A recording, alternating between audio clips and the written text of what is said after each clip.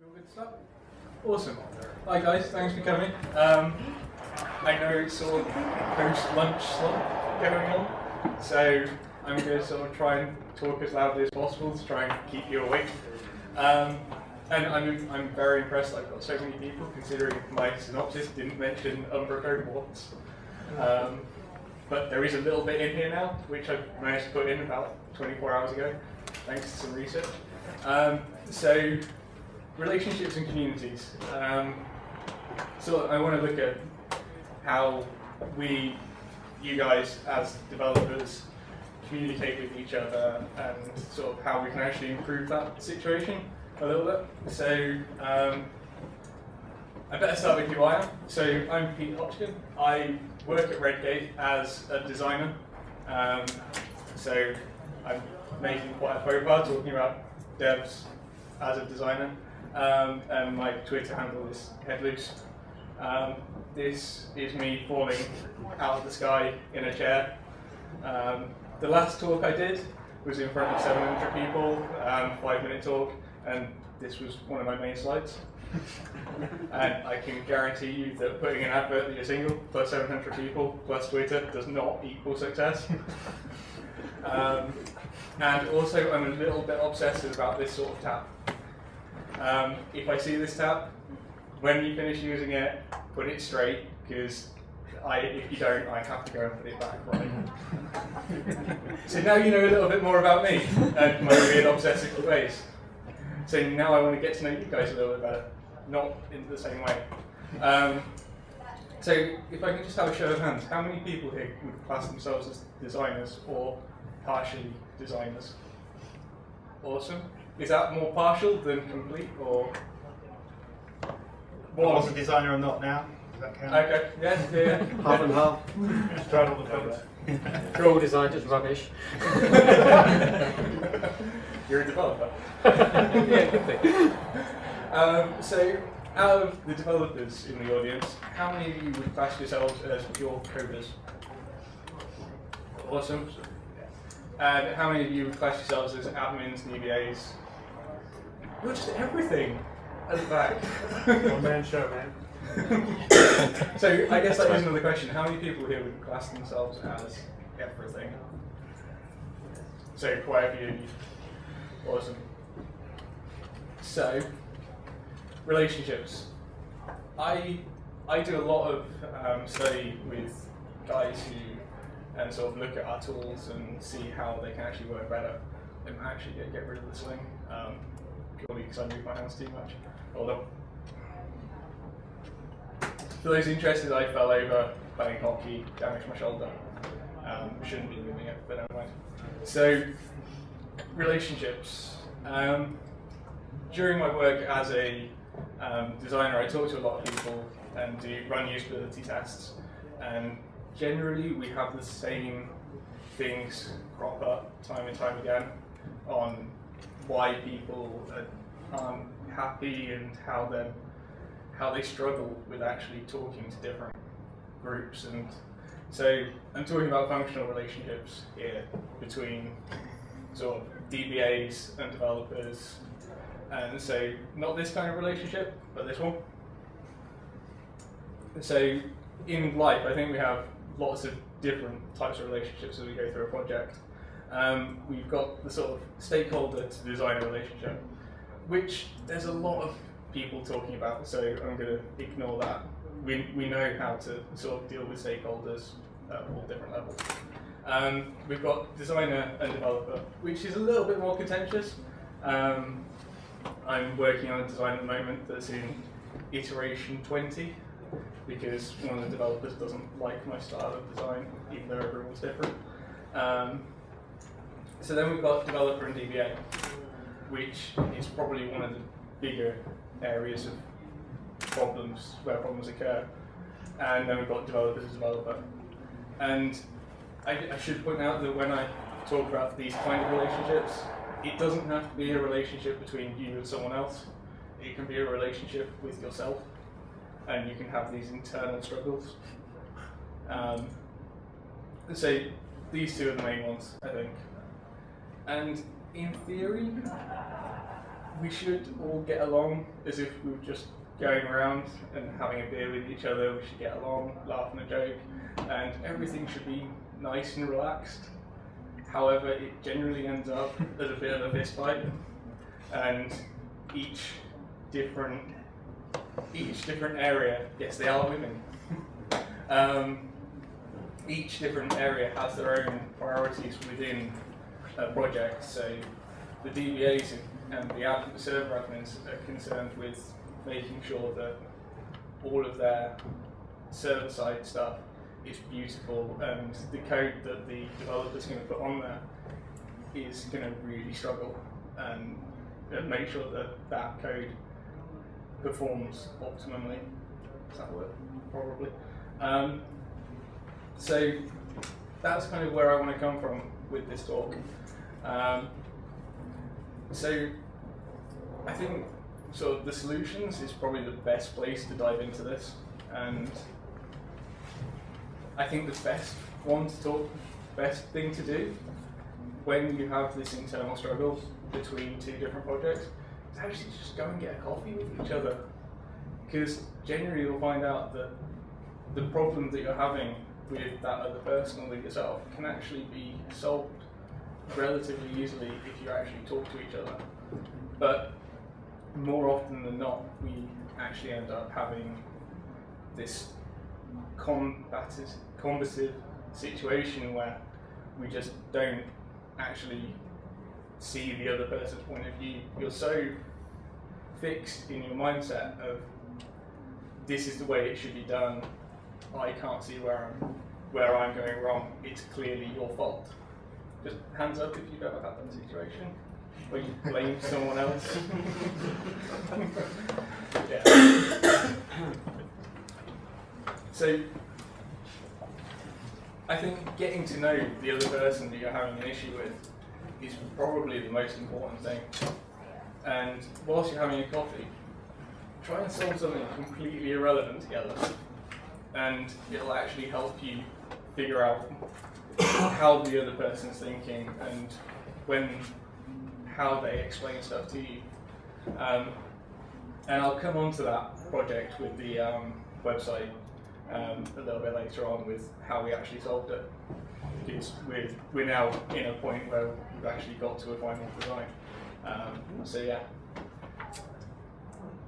So this is where the sort of talk takes a slight deviation, because I want you guys to work together. Don't all jump up and down and shout at the same time. So if you can pair up, that would be great.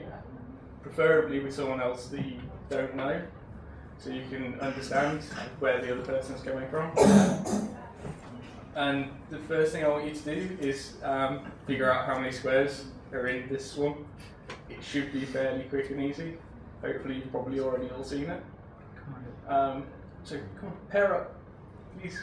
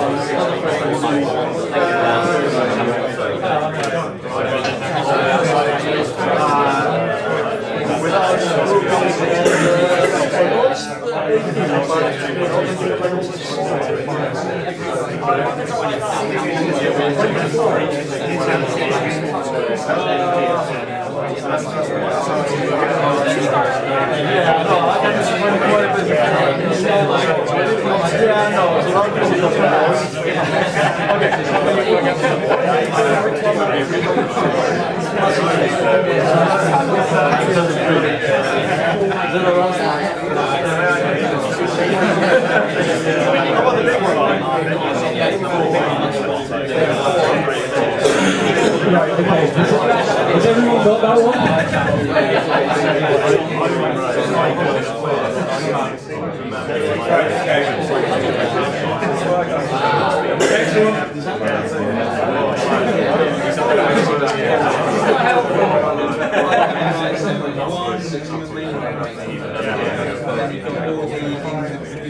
So on this one, figure out the next number in sequence. And if you do them in order, it'll help you. I promise. What's that? So with this one, figure out the next number in each sequence, and it will help you if you do them in order.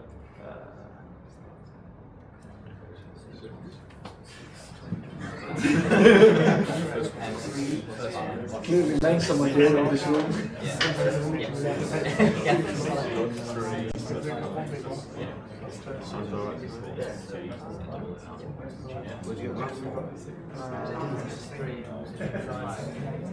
Not plus the 1 plus 4 plus the next one.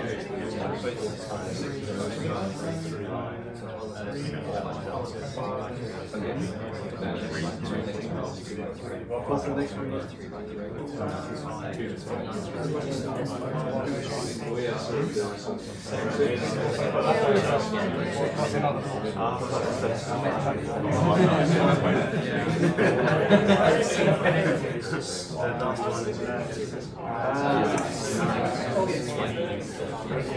This is 93. It's 74.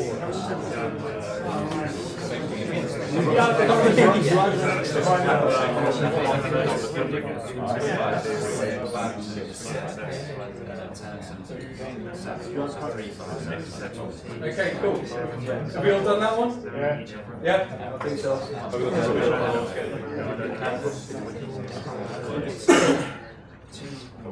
So, going back to this one, what answers have we got? 40. 28. 35, 36. We came up with 3 answers between the 3 of us, so. Yeah. 1. So the answer is 40. If you can't figure out where the other 4 are, come and see me afterwards, because I've got a little animation that will actually show you where they all are. And this one, how do we get on with the top one? 6. Yep. Second one down. 25. And what's the pattern? Odd numbers between them. Yeah. Sorry? Adding odd numbers between each one. Increasing. Or squaring them. Oh.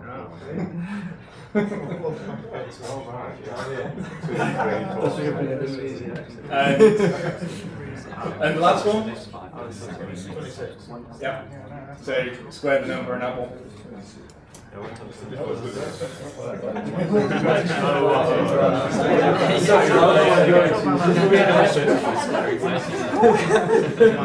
So as you can see, by actually working out this kind of irrelevant stuff together, you actually start sort of actually talking to the person who you've actually got the problem with.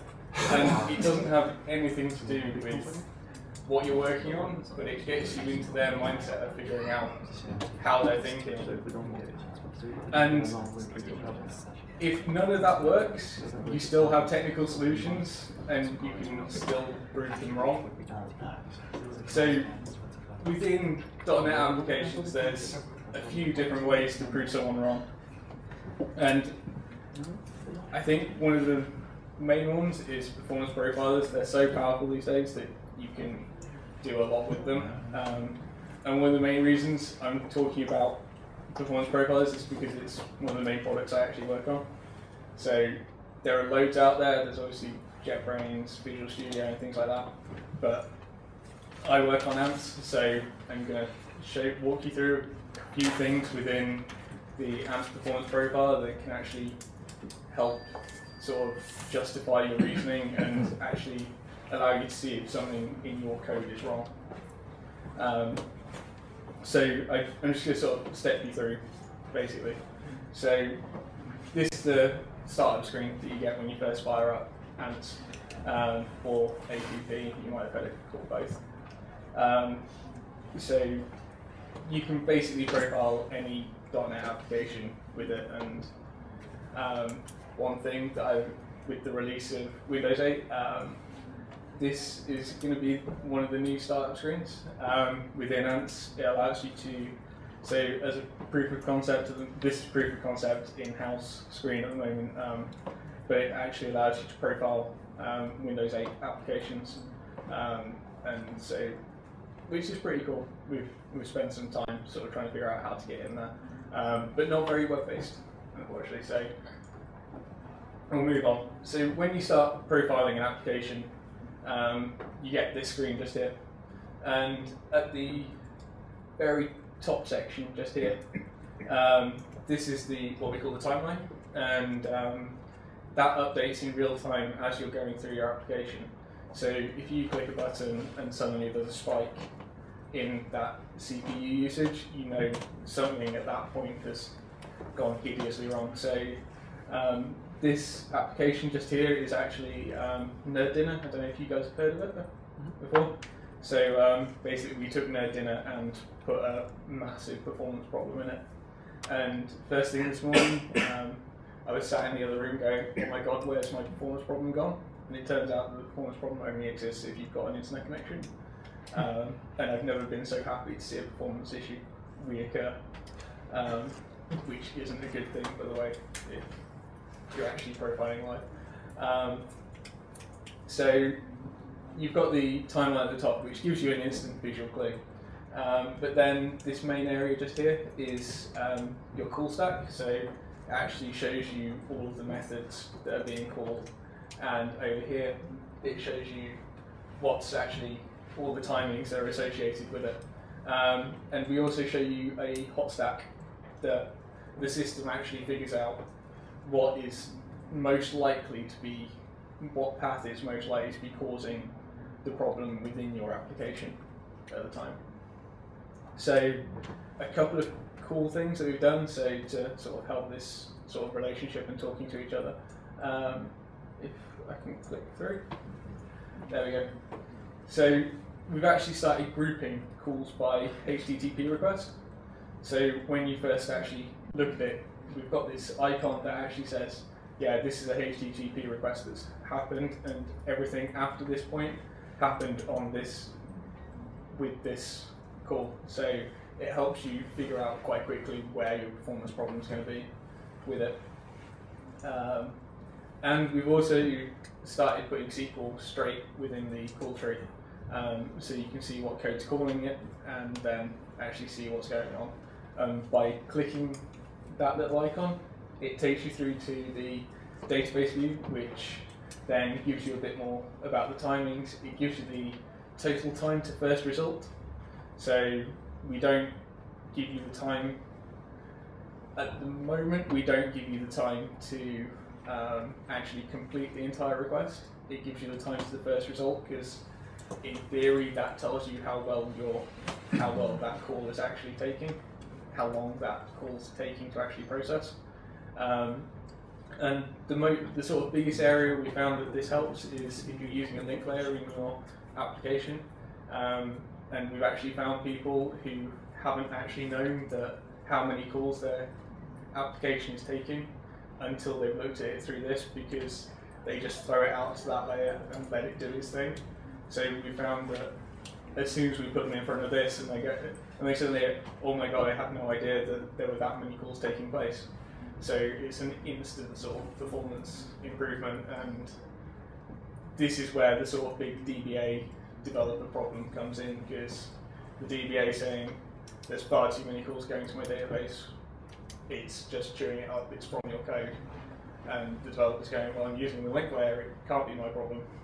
And then suddenly they see that there's a massive performance hit because they're attacking the database, basically. So we find that really helps.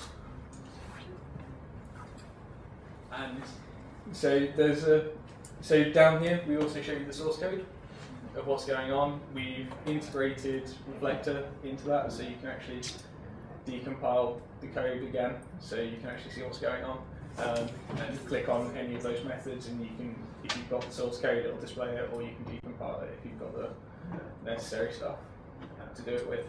And that's where we also show you all the SQL calls. Another thing that we've done within the in-house version that hasn't made it to this one yet is we've improved the SQL line. So as you can imagine, it's sort of early testing. It was a case of, yeah, this is great, you can actually see it within your code, within the call tree. But if you've got 20 select statements and you hit enter after select on each one, or whatever you're using formats your select statements, and you see then just see 20 selects. You have no idea what's going on. So what we've done is we've stripped out those line breaks. We put a character in so you know they're there, so you know what's going on.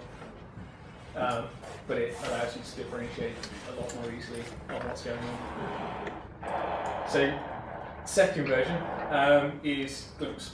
Has anyone heard of Glimpse before? A couple of you ish. So Glimpse is completely open source. So Nick and Anthony, the guys who created it, now work full time for Redgate, but they still own Glimpse, and it's completely open source. And this is the website, and it's through the NuGet packaging. I don't know if you guys use that much. We've spoken to a few guys who don't really know what NuGet is. So anyone here not really know what NuGet is? Okay, cool. So NuGet is basically like Visual Studio Extension Manager, but it allows you to it's one-click deployment into your application. So for one line of code deployment. So you install it into Visual Studio via the Visual Studio Gallery, and then it gives you a little coding bar that you just type in the commands to install these different packages into it, and that one command will install it into your project that you're working on at the moment. So that's how you get it installed. And basically, when you install it, when you run your application in the browser, you get this new new area that sits at the bottom of the browser that tells you all about what your code is doing. And so with things like MVC, it actually shows you the routes that have gone through the application to deliver that page, which is pretty cool. And it's all there within the context of the page that you've just requested. So again, you can see what's going on at that point where you have a problem. Another thing that is within Glimpse at the moment is this timeline view, so you can see all the stuff that's actually taking place. So you can actually see how your code's being generated and what the problems are and things like that. Glimpse at the moment is in version 0.87. It's just gone to CTP, which means it's gone out to all the contributors that have helped out so far to change all of their code over to the version 1 code. And we're looking at doing a big release in a couple of months of that, but it is fully working as it is. And now the bit that you guys should hopefully be a bit excited about. There's actually an Umbraco plugin for Glimpse to make it even easier for you. It's called uGlimpse, and it's at that address. It's written by a guy called Mel Lotter, and his Twitter handle's just there. And basically this makes it even easier for you to get Glimpse within your project. And the first thing it does is it actually throws this screen into Umbraco for you. And it allows you to turn Glimpse on and off from within that visual interface.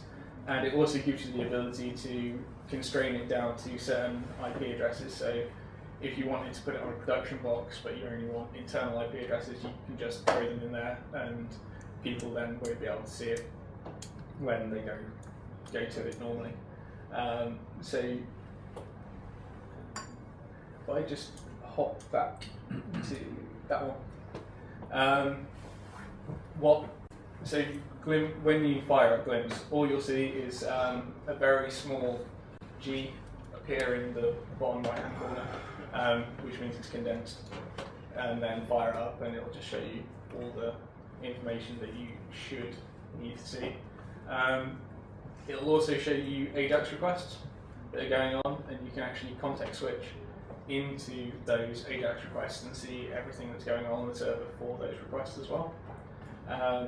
Another very cool thing about it is you can actually fire it up on a remote machine, give that remote machine a session name, and then see all the data on your local one. So if you've got a problem with a specific setup, you can run the project on there and actually see all the data appearing on your local one, and you can switch into their context so you can actually see what's going on.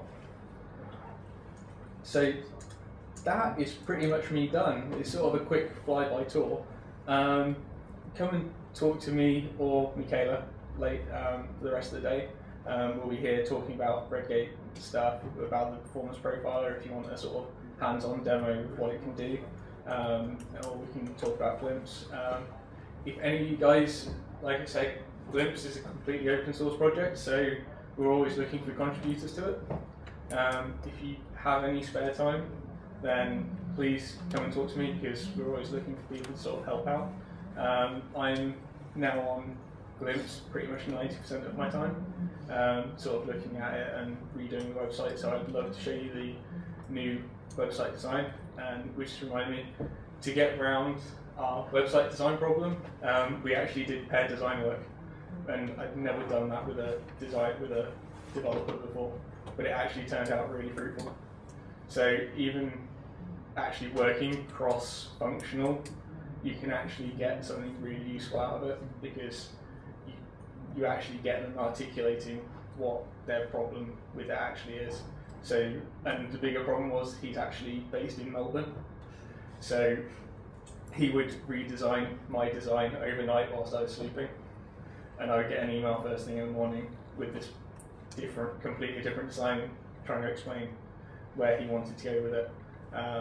But actually sitting down on Skype with him and figuring all of that stuff out really helped. So I guess the biggest thing about this is just talk to people. We don't do it enough as a function, as developers or designers. We tend to sort of sit in our own little bubbles, and we don't.